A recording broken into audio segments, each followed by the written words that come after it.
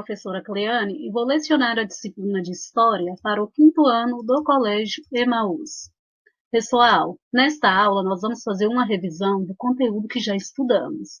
Como é revisão, não dá para explicar, para falar tudo que já foi dito nas aulas anteriores. Eu vou trazer para vocês as informações mais importantes. Então, estudem também pelo livro, pelo caderno e pelas outras videoaulas, tá bem? Vamos começar falando das capitanias hereditárias e do governo geral. O que é que foi isso? Quando os portugueses chegaram aqui no território brasileiro, quando Pedro Álvares Cabral chegou aqui no Brasil, gente, em 1500, de cara, o território brasileiro não foi colonizado. O território brasileiro começou a ser colonizado a partir de 1530, com a vinda de Martim Afonso de Souza.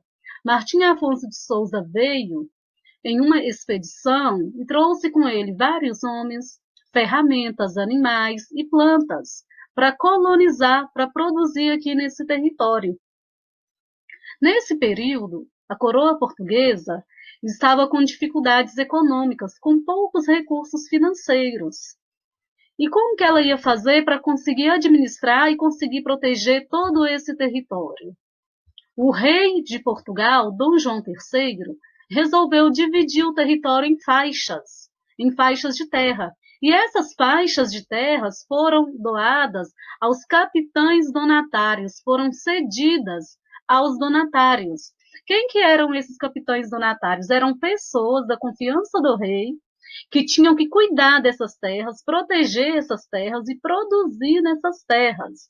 Produzir a lavoura da cana-de-açúcar, principalmente. As capitanias hereditárias, gente, esse sistema não vai dar muito certo.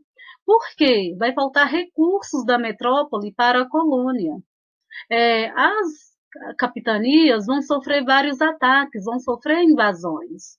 E tem capitão donatário, gente, que nem aqui veio conhecer seus lotes de terra. Então, para minimizar os problemas, o rei vai criar o governo geral em 1548. O governo geral ele é assumido por pessoas da confiança do rei, e o governo geral ele vai administrar as capitanias. Tudo que acontece nas capitanias tem que passar pelo governo geral, pelo governador. Se o capitão donatário for doar um pedaço de terra, tem que passar pela aprovação do governo geral. Os capitães donatários, gente, eles podiam também fazer a doação de lotes de terras através das sesmarias. Sesmarias é uma carta de doação, de entrega de terras. Das capitanias que obtiveram sucesso aqui no Brasil, capitanias, né? Enquanto eram capitanias, serão a capitania de Pernambuco e a capitania de São Vicente. Na região Nordeste, a produção da cana-de-açúcar, ela teve mais sucesso porque a região possuía solos férteis, solo de massapê, né? Aquela terra preta, aquela terra escura, aquela terra mais fértil que permite o desenvolvimento desse produto. E o clima também da região foi propício. Em 1572, Dom Sebastião, então rei de Portugal, ele vai dividir a colônia em 2 governos gerais, um com capital em Salvador e outro com capital no Rio de Janeiro. Essa forma de governo, ela vai durar apenas 2 anos. Então, vai ser reunificado novamente com apenas um governador geral. O Tratado de Madrid, gente, vai ser a divisão do território brasileiro entre Portugal e Espanha. Em 1494 foi assinado esse tratado, o Tratado de Tordesilhas. Essas terras a leste do tratado vão pertencer a Portugal e as terras a oeste de Portugal vão pertencer à Espanha. Só que os bandeirantes, né, portugueses, eles não respeitaram este limite. Então, eles adentraram o território, invadindo esse território e conquistando novas terras. Então, em 1750, vai ser assinado um novo acordo, o Tratado de Madrid. Esse Tratado de Madrid, ele vai ser importante porque, através dele, o Brasil vai praticamente ter a configuração territorial que possui atualmente. O que prevê esse Tratado de Madrid? Vai prevalecer o princípio de ut possidetis, de última posse, ou seja, aquele que na terra está, a terra possui. E a partir daí, o território brasileiro vai configurando-se em sua divisão territorial atual, fazendo a anexação de outros territórios ou cedendo parte de território para outros países. A produção açucareira no Brasil, pessoal, foi a principal atividade econômica durante os séculos XVI e durante o século XVII. Com a chegada dos donatários, né, nas capitanias hereditárias, a produção ela vai aumentar. O açúcar é um produto muito importante na época e um produto muito consumido pelos europeus. E o clima brasileiro ele era propício ao desenvolvimento da cana. Em 1628, haviam cerca de 235 engenhos instalados na região Nordeste. O engenho, gente, são propriedades, né? São locais onde possuem instalações para a produção do açúcar, desde a lavoura da cana até o produto final, que é o açúcar. Nessa imagem tem um exemplo do que seria o engenho. Tem o gado aqui, né, moendo a cana na moenda. Tem o pessoal aqui, os trabalhadores, né, fazendo o melaço da cana para depois transformá-la em açúcar.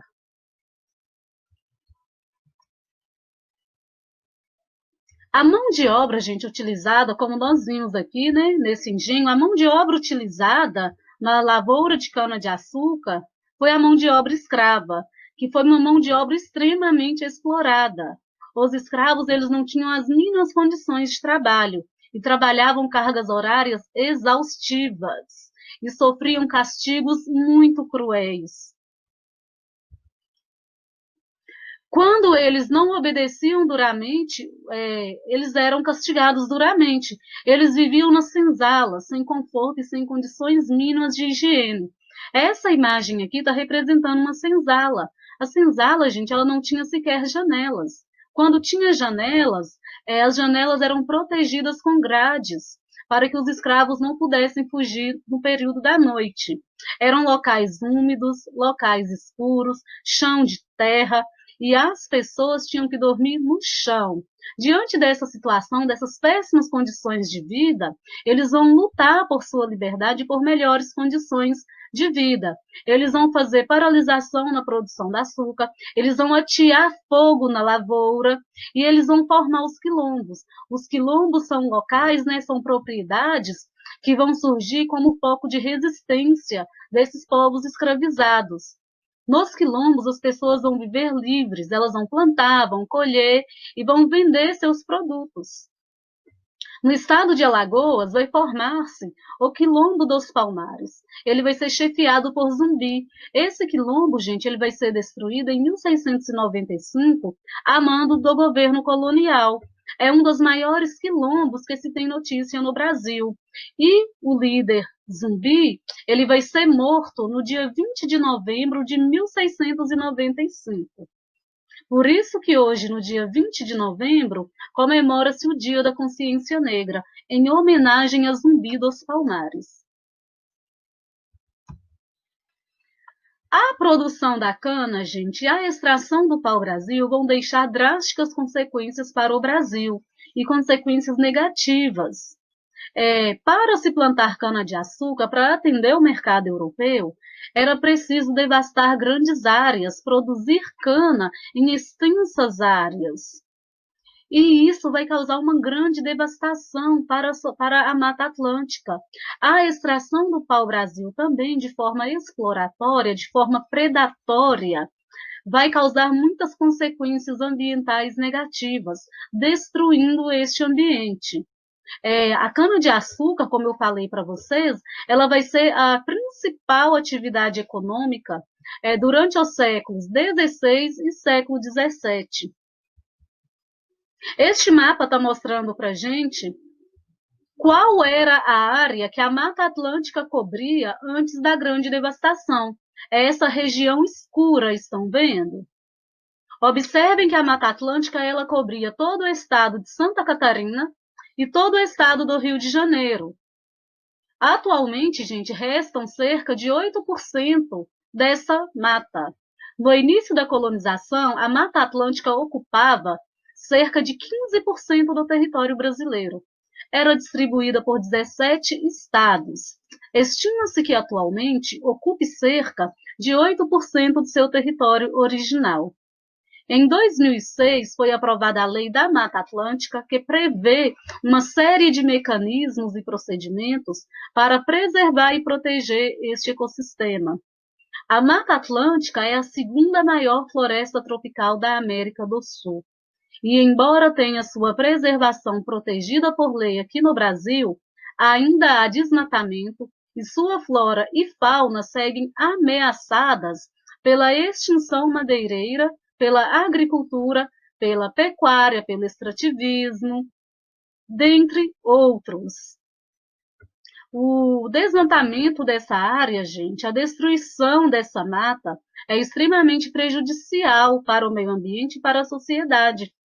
Vai prejudicar o equilíbrio ambiental, vai prejudicar o fornecimento de água, dentre outros. E vai levar à extinção também, né, gente, que não podemos esquecer, de espécies vegetais, de espécies animais. As invasões francesas e holandesas no Brasil, como que elas vão acontecer? Esses países, percebendo que Portugal, né, ele vai começar a se enriquecer novamente em função das riquezas que são extraídas aqui nessa região, esses países vão querer fundar colônias aqui também, para aproveitar dessas riquezas. Em 1555, os franceses vão se instalar aqui no Rio de Janeiro, na Baía de Guanabara. Eles vão chegar e vão se associar aos indígenas, aos tamoios. Como os tamoios também queriam a expulsão dos portugueses, eles vão criar a Confederação dos Tamoios. Porém, em 1567, após vários conflitos, os portugueses vai destruir, né, vai conseguir desfazer a Confederação dos Tamoios e vai expulsar os franceses dessa região. A colônia que eles estavam fundando aqui, gente, chama-se França Antártica. Mas os franceses, eles não vão desistir. Eles vão querer, porque vão querer um pedacinho dessa terra. Então, em 1612, eles vão novamente invadir o território brasileiro. Só que desta vez na região Nordeste. Eles vão invadir a região que hoje pertence à cidade de São Luís. E eles que vão fundar essa cidade, inclusive. Eles vão construir o Forte São Luís. Eles vão ser expulsos em 1615 pelos portugueses. Nessa região, eles vão fundar a França equinocial, né? Em função da proximidade com a linha do Equador. Para evitar outras invasões nessa região, a coroa portuguesa vai povoar a região, inclusive para fazer a proteção também. Os holandeses, gente, essa invasão ela vai acontecer de uma forma diferente, né, por motivos diferentes. Os holandeses, antes de invadir a América Portuguesa, eles já faziam comércios com a coroa de Portugal. Eles vão investir em maquinários de processamento da cana-de-açúcar e vão mandar esses maquinários aqui para o território brasileiro. Essa parceria entre Portugal e Holanda vai acabar em 1580, quando o reino de Portugal ficar desprotegido. Então, Portugal vai ser anexado à Espanha e vai estabelecer a União Ibérica. Então, a partir daí, gente, a Espanha vai começar a administrar a colônia portuguesa, a América Portuguesa. Quando isso acontece, os espanhóis vão romper também com os holandeses. A gente tem que lembrar que os holandeses, a Holanda foi uma colônia da Espanha. Então, como forma de revanche, né, teve um ressentimentozinho aí, os holandeses vão invadir a América Portuguesa. A primeira invasão vai acontecer em 1624, em Salvador, e vai durar apenas um ano. Vai durar um tempo curto. A segunda invasão vai acontecer em 1630 e eles vão atracar no litoral de Pernambuco. Desta vez vai demorar um pouquinho mais para eles serem expulsos. Eles vão enfrentar vários focos de resistência e vão dominar essa região aqui, que vai do Maranhão até Alagoas. Em 1637, gente, para controlar a situação, para pôr ordem, né, na bagunça que estava a região, a Companhia das Índias Ocidentais vai enviar para essa região uma pessoa, né, um personagem chamado Maurício de Nassau. Só que Maurício de Nassau vai ser aquela pessoa tranquila, não vai cobrar os impostos do jeito que tem que ser cobrados, a população vai gostar dele, né, os colonos vão gostar dele. E por isso ele vai ser acusado de improbidade administrativa, como se ele não tivesse administrando a região direito. Então ele vai ser mandado de volta para a Europa em 1644. Quando isso acontece, os holandeses vão estabelecer um governo mais rígido nessa região. Os colonos vão ficar insatisfeitos e vão fazer a expulsão desses holandeses em 1654. Quando os holandeses vão embora, né, são expulsos, eles vão levar com eles mudas de cana-de-açúcar e vão plantar a cana-de-açúcar nas Antilhas. Quando a produção de açúcar nas Antilhas começa, o que vai acontecer? O açúcar brasileiro ele vai ser desvalorizado, vai ter concorrência para o açúcar brasileiro. Como que aconteceu o povoamento no interior do Brasil? Vamos lembrar que o território brasileiro, que pertencia a Portugal, que era de domínio português, era apenas essa região aqui, de acordo com o meridiano de Tordesilhas. Durante o século XVI, a pecuária foi uma importante atividade econômica que atraiu pessoas para a região Nordeste e para o Sul. A pecuária, inclusive, ela foi responsável pelo povoamento na região central do Nordeste. No século XVII, várias expedições foram desbravando o interior do território brasileiro. Essas expedições, gente, eram expedições organizadas pelo governo, as chamadas entradas, e expedições organizadas por particulares, as bandeiras. As entradas do governo respeitavam, né, esse limite. As bandeiras não desrespeitaram esses limites. Além das entradas e das bandeiras, outras expedições também existiam, eram as missões religiosas, eram as aldeias jesuíticas para catequizar os indígenas. E essas aldeias elas foram se instalando na região central deste território. E a partir daí, os portugueses, eles vão chegar às drogas do sertão, às especiarias raras da floresta amazônica, né? Cacau, baunilha, castanha do Pará, cravo, dentre outros. Como as bandeiras não estavam relacionadas ao governo, os bandeirantes não respeitaram o meridiano de Tordesilhas. Essas bandeiras realizadas por particulares, elas eram de 3 tipos: de apresamento, de sertanismo de contrato para combater indígenas e recuperar escravizados fugidos, e eram bandeiras de mineração. Mas nós sabemos que esses bandeirantes, à procura de ouro, de pedras preciosas, quando encontravam indígenas pelo caminho, acabavam capturando esses indígenas, aprisionando-os, e quando não os escravizava, vendia-os como escravos. Então, gente, quando a gente fala bandeirante, eles tiveram contribuição apenas no povoamento do Brasil, mas eles não são heróis na história brasileira, muito pelo contrário. Eles tiveram ações cruéis com essa população indígena. Os indígenas que resistiam à sua captura, eles eram mortos de forma muito cruel. As aldeias desses indígenas eram incendiadas por esses bandeirantes. Com a descoberta do ouro em Minas Gerais, né, na região das Minas, a mineração vai atrair milhares de pessoas para essa região. Quando isso acontece, vários caminhos serão abertos, caminhos, estradas, para ligar a região minerária a outras partes do território. Vai haver o desenvolvimento de cidades, o desenvolvimento de vilas também. A região, gente, ela não vai ter estrutura para receber toda essa população. Então, muitos povoados vão surgir sem estrutura nenhuma, sem nenhuma organização. Cidades como Ouro Preto, Diamantina, Sabará e Mariana vão se formar em função da mineração. Durante o século XIX, com a decadência da extração do ouro, uma nova atividade vai ocupar o espaço, é a produção do café. A produção do café vai atrair pessoas de todo o território brasileiro e imigrantes estrangeiros também.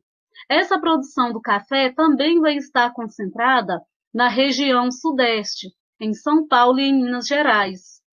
No século XX, com o desenvolvimento industrial da região sudeste, também vai atrair várias pessoas para essa região, principalmente nordestinos, que vão sair à procura de melhores condições de vida. Durante o período do Brasil colonial, gente, várias revoltas vão acontecer. Por que essas revoltas vão acontecer? Conflitos entre os colonos e, em alguns casos, insatisfação em função da atuação da coroa portuguesa. Essas revoltas, algumas, vão ter caráter nativista. O que quer dizer isso? Não querem a independência da coroa, não vão brigar pela independência, não vão ter caráter separatista, e outras vão querer a independência. Vamos falar das principais que aconteceram. Revolta de Beckman vai acontecer no Maranhão de 1684 a 1685. A gente tem que entender o contexto em que essas revoltas elas ocorrem. Maranhão, gente, vamos lembrar que nesse período são algumas décadas após a expulsão dos holandeses. Os fazendeiros eles vão estar em uma grande crise financeira. Eles vão tentar escravizar indígenas, porque comprar escravos vai estar muito difícil, vai estar muito caro. Então, os jesuítas vão reclamar com a coroa para resolver o problema. A coroa portuguesa vai instaurar nessa região a Companhia do Comércio do Maranhão, em 1682. Então, essa companhia vai estabelecer o monopólio na região. O que é o monopólio? É o controle sobre o comércio. O controle sobre a região. Ninguém mais pode vender nada. Só a Companhia do Comércio que pode vender tudo. E vai instalar preços altíssimos, preços abusivos, o que vai gerar insatisfação nos colonos. Diante disso, dois irmãos, Tomás Beckman e Manuel Beckman, vão se reunir e vão se juntar a outros fazendeiros. Quando eles fazem isso, eles vão controlar a região, vão expulsar os jesuítas, vão prender o atual governador, e o Tomás Beckman vai ser enviado para Portugal para estabelecer sua lealdade à coroa portuguesa. Quando ele retorna, junto com o governador Gomes Freire, eles têm uma surpresa. O Tomás Beckman ele é condenado ao desterro, o Manuel Beckman é condenado à forca e os outros revoltosos são presos. A Guerra dos Emboabas vai acontecer em Minas Gerais, de 1707 a 1709. Olhem o contexto histórico, olhem o tempo que essa guerra acontece. Período em que está havendo a descoberta do ouro e nas regiões das minas. Esse ouro vai atrair muitas pessoas para essa região. Os bandeirantes paulistas vão falar assim, não, essa região é nossa, nós que chegamos primeiro. Os emboabas, que são os estrangeiros, que são os forasteiros, vão falar, não, é nosso, nós também estamos aqui, nós também vamos extrair o ouro. A partir daí começa o conflito. Sob a liderança de Manuel Nunes Viana, liderando os emboabas, vai haver a expulsão dos bandeirantes, que são liderados por Borba Gato. A coroa portuguesa vai intervir, gente, só para fazer a criação da capitania de São Paulo e da capitania de Minas de Ouro. Para que a coroa portuguesa vai fazer isso? Para apaziguar os ânimos? Não, para ela ter mais controle sobre a região, para ela poder fazer a cobrança de impostos. Guerra dos Mascates vai acontecer na capitania de Pernambuco, de 1710 a 1711. Lembra que eu falei para vocês, quando os holandeses foram expulsos de Pernambuco, eles levaram mudas de cana-de-açúcar? Então, nesse período, o açúcar brasileiro ele já vai estar sendo desvalorizado. Os fazendeiros vão estar tendo prejuízo, vão estar sem dinheiro. O que eles vão fazer? Recorrer a empréstimos junto aos comerciantes, que vão ser chamados pejorativamente de mascates. Muitos fazendeiros não vão ter condições de pagar a dívida para esses comerciantes. Esses comerciantes pertencem a Recife, que não é uma vila, e os fazendeiros estão em Olinda, que é uma vila. Esses fazendeiros, esses senhores de engenho, vão aumentar a cobrança de impostos para se reerguer economicamente. Só que Recife vai solicitar à coroa portuguesa para ser elevada à condição de vila. Quando isso acontece, Recife torna-se independente. Então, esses senhores de engenho, esses fazendeiros, muito insatisfeitos com isso, vão invadir a vila de Recife. Muitos comerciantes, inclusive, eles vão fugir. A partir desse momento, vai haver a intervenção da coroa portuguesa. O governador Félix José de Mendonça vai vir para a região para controlar a região, vai prender alguns fazendeiros e vai apoiar os comerciantes. Revolta de Felipe dos Santos ou Revolta de Vila Rica vai acontecer em Ouro Preto, atual Ouro Preto, em 1720. Olhem também o contexto.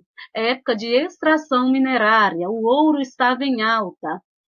A sociedade vai ficar insatisfeita com a cobrança de impostos da coroa. A coroa vai criar, inclusive, casas de fundição para que o ouro ele fosse derretido e transformado em barras, para que assim ela pudesse extrair o seu imposto, o quinto. Os revoltosos vão pedir a redução desses impostos e o fim das casas de fundição. Então, eles vão reclamar com o conde de Assumar. O conde de Assumar, por sua vez, vai fingir negociar com esses revoltosos. Ele vai ganhar tempo para que a tropa, de proteção, o policiamento chegue na região. Quando essa tropa chega, o conde de Assumar vai prender muitos revoltosos, inclusive o Felipe dos Santos, vai atear fogo nas casas desses revoltosos e vai mandar Felipe dos Santos para a forca. Felipe dos Santos será condenado à morte. A Inconfidência Mineira e a Conjuração Baiana. Essas duas revoltas, gente, elas tiveram caráter separatista. Elas não são revoltas nativistas. Elas queriam a independência em relação à coroa de Portugal. Elas queriam transformar o Brasil, em uma república. A República Brasileira só vai acontecer em 1889. A Inconfidência Mineira vai acontecer em Minas Gerais no ano de 1789. Com a extração de ouro, gente, em alta, muitas pessoas fazendo essa extração, em um determinado momento vai entrar em declínio essas minas de ouro. Quando isso acontece, o imposto estipulado pela coroa não vai ser arrecadado, que é o quinto. A meta estipulada pela coroa não vai ser arrecadada. Diante disso, a coroa vai estipular um novo imposto, a derrama. A elite nessa época, a sociedade nessa época vai ficar insatisfeita com a derrama, com este outro imposto.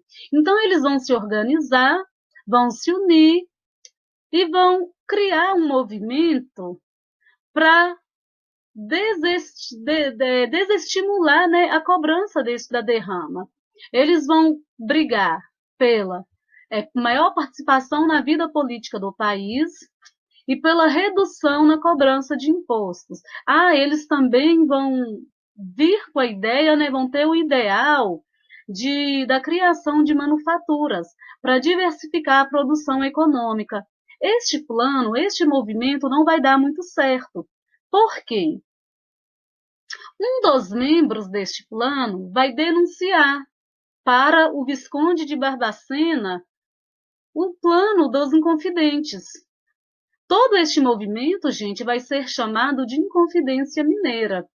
Quando Joaquim Silvério dos Reis delata os seus companheiros, o Visconde de Barbacena vai prender diversos membros e vai condenar ao enforcamento Tiradentes, no dia 21 de 4 de 1792.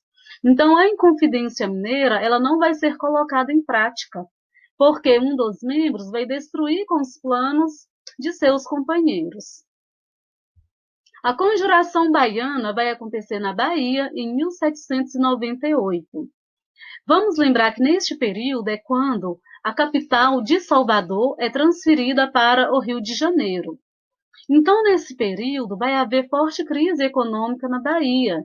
E quem vai sofrer mais? As classes mais pobres, as camadas populares. Essas pessoas vão se organizar e vão criar o movimento da Conjuração Baiana, com a ideia de libertação do Brasil, libertação dos escravos, instauração de um governo igualitário, instalação de uma república na Bahia e liberdade do comércio.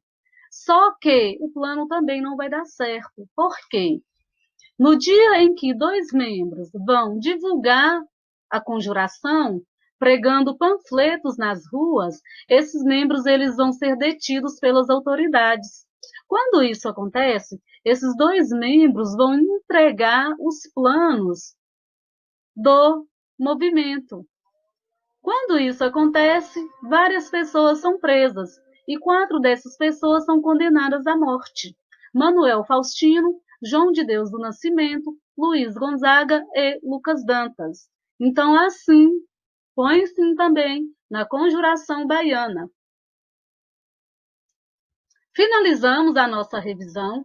Tem algumas atividades para vocês fazerem. Copiem as perguntas no caderno, tá bem? Bons estudos para vocês. Até a próxima aula e lembrem-se, juntos no caminho certo.